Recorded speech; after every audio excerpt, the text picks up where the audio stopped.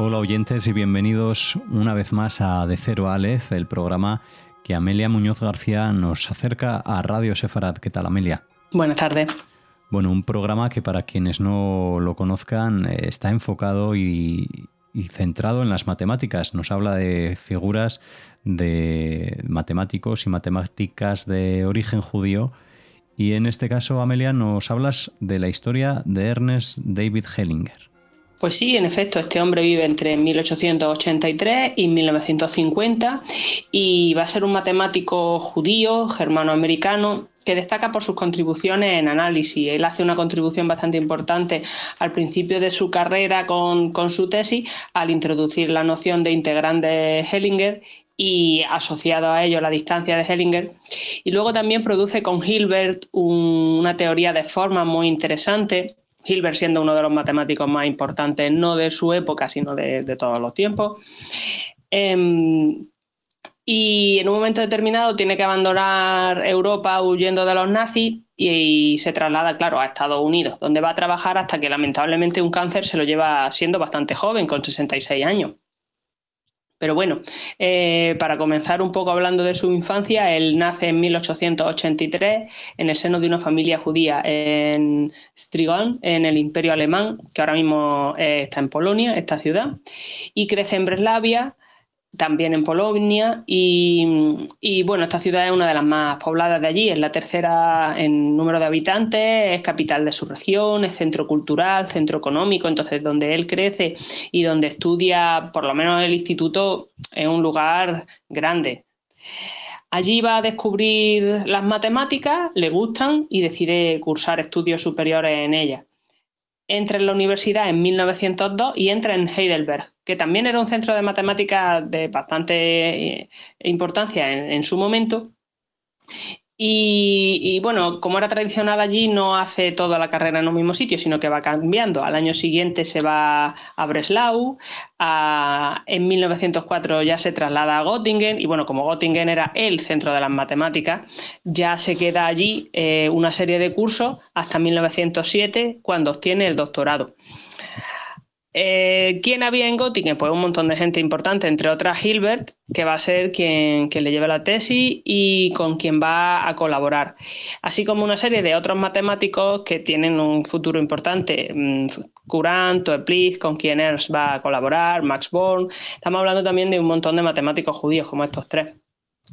Su doctorado lo va a obtener con una tesis sobre formas cuadráticas en un número infinito de variables. Miren, una forma cuadrática es sencillamente una función cuya expresión es un polinomio donde todos los monomios son del mismo grado, y en este caso en concreto, como es una forma cuadrática, es de grado 2. Entonces, si tenemos una variable, el polinomio va a ser del tipo x al cuadrado, 3x al cuadrado, un quinto de x al cuadrado. Si tenemos dos variables x e y, pues tienes x al cuadrado más 7y al cuadrado más 8xy. Puedes tener una combinando. Si tienes tres variables, pues puedes combinarlas las tres, etcétera. La cuestión es que todos los monomios tienen que ser de grado 2. Si tienes un número infinito de variables, pues te salen una infinita combinación de monomios. Y una de las características de este polinomio es que es homogéneo. De nuevo, todos los monomios son de grado 2, y entonces eso, a la hora de representar el polinomio como una matriz, tiene unas ventajas importantes. La tesis de Hellinger estudia las formas que permanecen inalteradas por transformaciones ortogonales, como por ejemplo son las que respetan distancia y ángulos, como por ejemplo las rotaciones, las reflexiones. Entonces tienen que preservar estas cosas de las variables, y entonces como consecuencia son funciones simétricas con respecto a cómo se organizan. Claro, esto a la hora de representarla en forma de matriz, como comentábamos antes, nos encontramos con que la matriz es simétrica, y entonces puede emplear un montón de propiedades de matrices simétricas. La matriz en aquel tiempo no llevaba oficialmente existiendo muchos años, llevaban funcionando unos 50 años aproximadamente, pero aún así llevaban sabiéndose propiedades de lo que iba a ser una matriz y trabajando con ideas muy cercanas a ella más tiempo. Así que había rodadura, pero también espacio para crecer. una de las cosas, uno de los objetos matemáticos que sale de la tesis de Hellinger es la distancia y asociada a ella la integral, o más bien al revés, de Hellinger. En 1909, aunque su tesis es un par de años anterior, y va a ser un caso particular de la integral de Kolmogorov, que da lugar a una distancia que se usa en probabilidad y en estadística para cuantificar la similitud entre dos distribuciones de probabilidad. Entonces estamos viendo que una cosa que en principio no tenía nada que ver con probabilidad sí que se enlaza con ella. Y de hecho, si yo recuerdo bien, esto a día de hoy también tiene aplicaciones a la hora de teoría de la información. Entonces, para entonces, Hellinger, para cuando publica esta integral, ya llevaba 2 años enseñando en Göttingen. Cuando saca su tesis, se pone a enseñar allí, está en una plaza de asistente, pero entonces decide aceptar un puesto en la Universidad de Marburgo, que es una ciudad alemana enfocada a su universidad y a los estudiantes que la ocupan, en el sentido de, bueno, pues como Oxford, Cambridge, muy en el ambiente universitario. Hasta cierto punto esto fue un descenso porque en Göttingen había estado de asistente de Hilbert, había estado, ya comentábamos, en un centro de las matemáticas, editando las notas de Hilbert, de Klein, y había escrito con su director de tesis la teoría de formas de Hilbert-Hellinger, que a día de hoy es todo un clásico. Y bueno, en Marburg no hay eso, pero él llega allí como docente privado.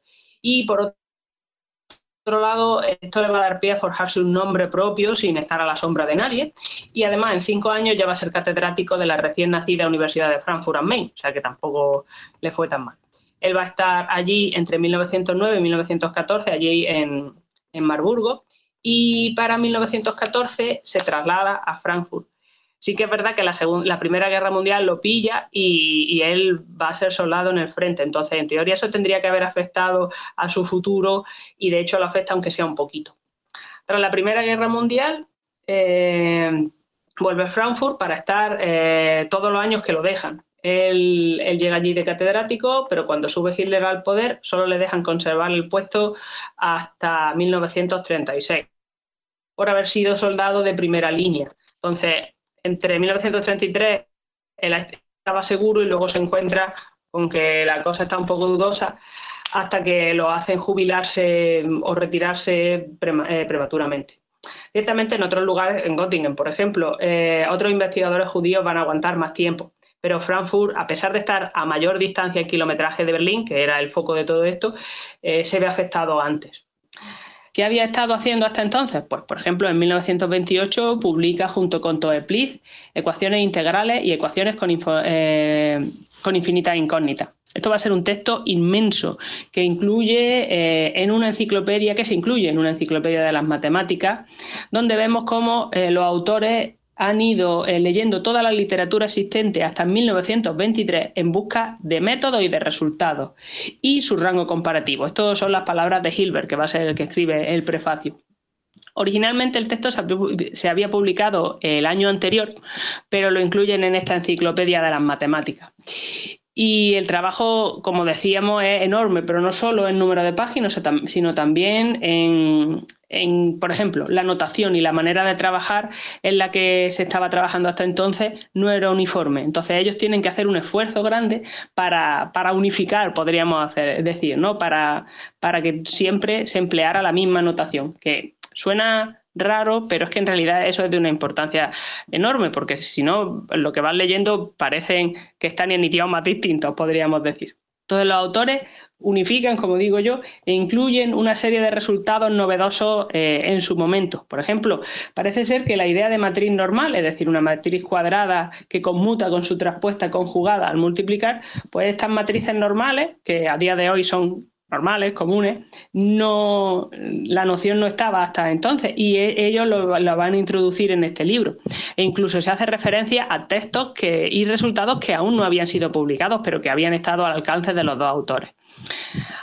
A día de hoy el resumen general está considerado un clásico y se ha reeditado varias veces. Por otro lado, en solitario Hellinger va a estar trabajando en teoría espectral de formas de Jacobi, en fracciones continuas y en problemas de momento de Stiglitz. Aunque no lo despiden en 1933, como comentábamos, lo fuerzan a jubilarse o retirarse, como quiera decirse, en 1936. Aún así, él va a seguir viviendo en Frankfurt una breve temporada y talento va a ser arrestado. Por lo visto no lo habían arrestado antes porque es que ya no cabía más gente en las cárceles. Y él había decidido quedarse en vez de irse un poquito antes para ver hasta dónde llegaban las cosas. Y en efecto lo ve, ¿no? Lo arrestan, va a pasar 6 semanas en Dachau y solo lo liberan tras asegurarse de que va a tener un puesto de trabajo en el exterior y de que va a emigrar. De hecho, un amigo suyo que habló que le escribió una carta a su hermana, que ya estaba en Estados Unidos y ella va a ser la que organiza que se le busque un puesto de trabajo, un amigo suyo lo ve y dicen que está muy demacrado, bastante mal, pero que estaba decidido, cuando estaba en Dachau, él estaba decidido a conservar la salud y el optimismo para poder irse, porque sabía que él sabía que tenía una salida. En 1939 es cuando llega a Estados Unidos, en febrero de esa época, y una vez que llega al nuevo continente lo que tiene que hacer es ir renovando todos los años el puesto de trabajo. Él llega allí en febrero y va a ir juntando un curso hasta que acaba la Segunda Guerra Mundial y entonces ya lo estabilizan, es decir, lo hacen profesor de pleno derecho en 1945.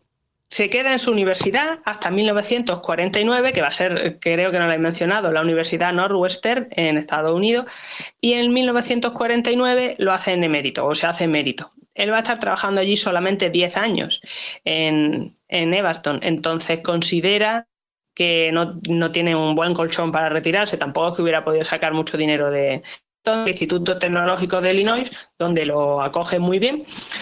Y lamentablemente solamente va a poder trabajar allí unos meses porque, como comentábamos antes, fallece de cáncer con tan solo 66 años en 1950. Bueno. Sí que es verdad que una vez que llega a Estados Unidos tiene una muy buena acogida porque era un profesor muy bueno. Y sus alumnos allí sabían que se preocupaba, que se involucraba, hacía las clases muy interesantes, muy divertidas también. Así que el hecho de que lo contrataran jubilado no es sorpresa, seguro que hay un montón de referencias muy buenas. Bueno, pues esta es la vida y la obra de Ernest David Hellinger, contada por Amelia Muñoz García, aquí en este De Cero a Aleph. Les invitamos a buscar más sobre el autor y a escuchar otros programas de matemáticas que tienen aquí en Radio Sefarad. Pueden encontrarlos a través de las etiquetas. Amelia, muchas gracias. Te esperamos en un par de semanas. Gracias a ustedes.